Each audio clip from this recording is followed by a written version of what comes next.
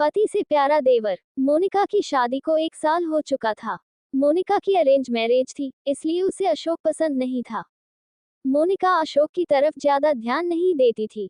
मोनिका का सारा ध्यान हमेशा अपने देवर सुमित की तरफ ही रहता था। अशोक, मम्मी, मोनिका कहाँ है? दिखाई नहीं दे रही। माँ, ता नहीं, अभी तो रसोई में थी। बोल रही थी कि आज खीर बना रही है। तुम्हारा खीर खाने का बहुत मन है। तुमने उसे ऑफिस से फोन कर दिया था कि आज खीर बना देना। अशोक, मैंने तो कोई फोन नहीं किया। अच्छा चलो कोई बात नहीं, अगर उसने इतने प्यार से बनाई है तो खा लूंगा। अशोक आवाज लगाते हुए मोनिका, मोनिका कहाँ हो? सुमित के कमरे में। मोनिका, क्या बात है देवर जी, आपने अभी तक खीर को टेस्ट भी नहीं करके बताया कि कैसी है। मैंने इतने प्यार से आपके लिए खीर बनाई थी। आपको खीर में किशमिश पसंद है इसलिए मैंने ढेर सारी डाली है। सुमित, थैंक यू भाभी, आप मेरा कितना ख्याल रखती हो। काश मेरी फ्यूचर वाइफ भी आपके जैसी हो। मोनिका, आप जब इस तरह से मीठी मीठी बातें करते हो ना तो मुझे बहुत क्यूट लगते हो। जी तो करता है आपको गले से लगा लूं। सुमित, भाभी, आपकी मजाक करने की आदत मुझे समझ नहीं आती। मोनिका बात पलटते हुए, अरे हाँ, मैं तो मजाक कर रही थी। चलो अब आप खीर खाओ। लगता है अशोक मुझे आवाज लगा रहे हैं। मैं उनकी बात सुन लूं। ये भी आते ही शोर मचाना शुरू कर देते हैं। अशोक अपने कमरे में ही था। मोनिका कमरे में जाती है। मोनिका, क्या बात है? इतना चिल्ला क्यों रहे थे? बोलो, क्या काम है? अशोक, बस ऐसे ही। तुमने मेरे लिए खीर बनाई, ये देखकर मुझे बहुत खुशी हुई, इसलिए तुम्हें थैंक यू बोलने के लिए आवाज लगा रहा था। मोनिका, तुम्हारे लिए नहीं बनाई वो खीर, मैंने अपने प्यारी देवर जी के लिए बनाई है। देवर जी को मेरे हाथों की खीर बहुत पसंद है ना, इसलिए। अशोक, ओह अच्छा अच्छा, चलो ये भी अच्छी बात है। भाभी हो तुम उसकी, अपने देवर की पसंद का ख्याल तुम नहीं रखोगी तो और कौन रखेगा? अशोक इस बात से अनजान था कि मोनिका के मन में आखिर क्या चल रहा है। सुमित के मन में ऐसा कुछ नहीं था।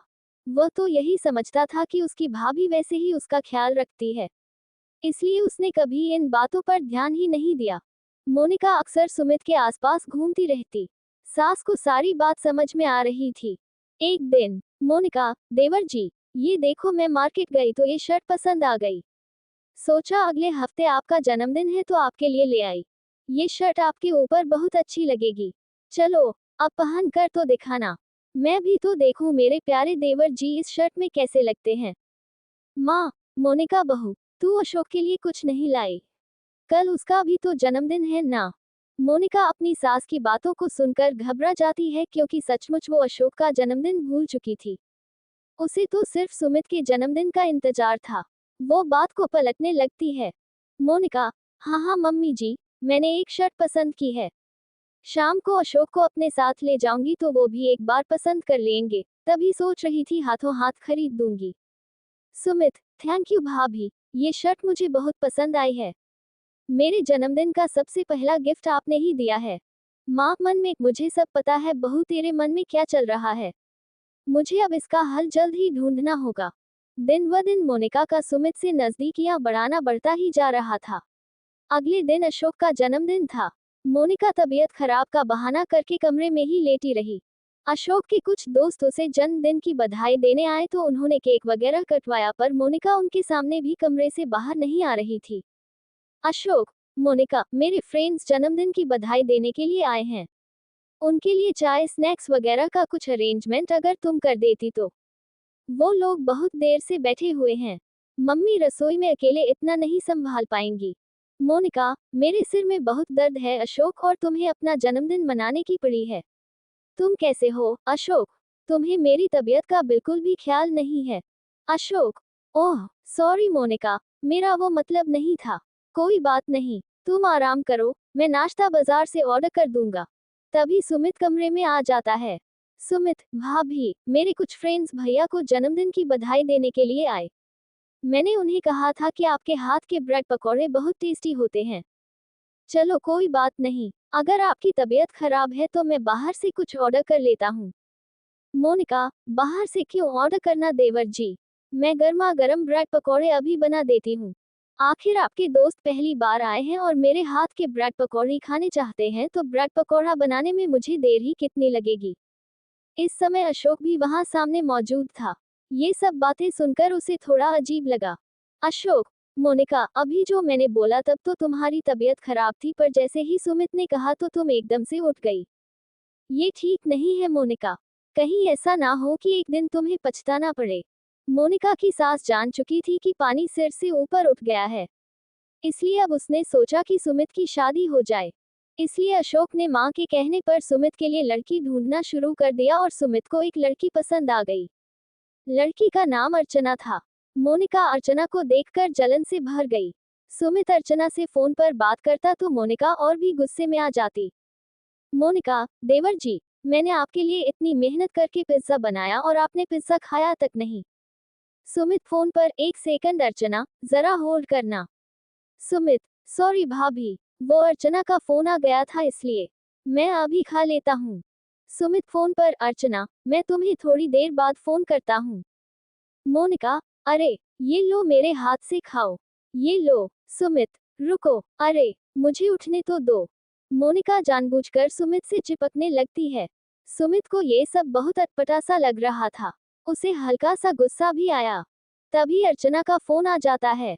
मोनिका कॉल देख लेती है और सुमित के हाथ से फोन छीनकर काट देती है। सुमित, भाभी, ये क्या बदतमीजी है? आपने अर्चना का फोन क्यों काट दिया? मोनिका, तुम पहले मेरे से बात करो। मैं तुम्हारे आगे पीछे घूमती हूँ, तुम्हारे लिए इतना सब करती हूँ और तुम मेरी तरफ ध्यान देने की जगह जो अभी तक तुम्हारी वाइफ बनी ही नहीं है, उस पर ध्यान दे रहे हो। सुमित, मैं आपका बिल्कुल भी मतलब नहीं समझ पा रहा हूँ। आप हटो, मुझे अर्चना से मिलने जाना है। हम दोनों एक रेस्टोरेंट में मिल रहे हैं, इसलिए मुझे अभी जाना है। मुझे देर हो रही है। कुछ दिनों में सुमित और अर्चना की शादी हो जाती है। अब शादी के बाद सुमित अपनी वाइफ पर ही ध्यान देता था। सुमित और अर्चना दोनों अपनी लाइफ में बहुत खुश थे। ये देखकर मोनिका मन ही मन अर्चना से ज्यादा नफरत करने लगी। अर्चना और सुमित मूवी देखने जाने वाले थे। मोनिका ये बात जानती थी। अर्चना तो यही सोचती थी कि मोनिका उसकी बड़ी जेठानी है, इसलिए वो उसी तरह से उससे अच्छा व्यवहार करती थी। अर्चना, भाभी, आप भी हमारे साथ मूवी देखने चलो ना।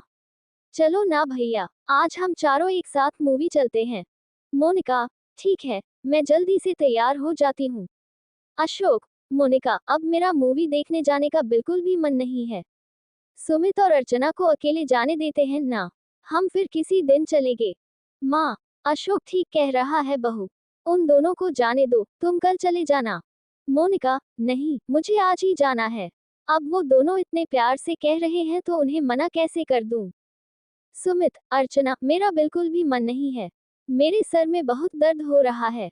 अगर तुम बुरा ना मानो तो हम मूवी का प्लान फिर किसी दिन बना लें। आज भैया भाभी को जाने दो। अर्चना, अरे, तुम्हारे सिर में दर्द है, तुमने मुझे पहले क्यों नहीं बताया? रुको, तुम कमरे में चलो, मैं तुम्हारे माथे पर बाम लगा देती हूँ और गर्म गर्म अदरक वाली चाय बना लाती हूँ। मोनिका सुमित और अर्चना का आपस में प्यार देखकर चिढ़ जाती है। वो गुस्से में अपने कमरे में पैर पटक कर जाने लगती है कि आंगन में रखी बाल्टी से उसका पैर टकरा जाता है और वो बहुत तेज जमीन पर गिर जाती है। वो देखती है सुमित उसे उठाने नहीं आता।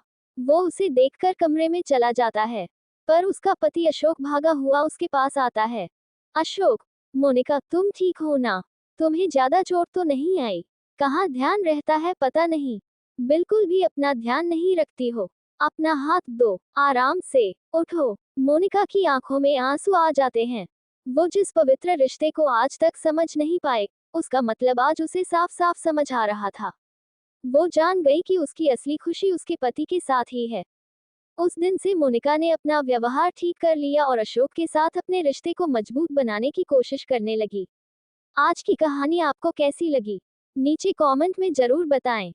ऐसे ही वीडियो देखने के लिए हमारे चैनल को लाइक एंड सब्सक्राइब करें। Thanks for watching.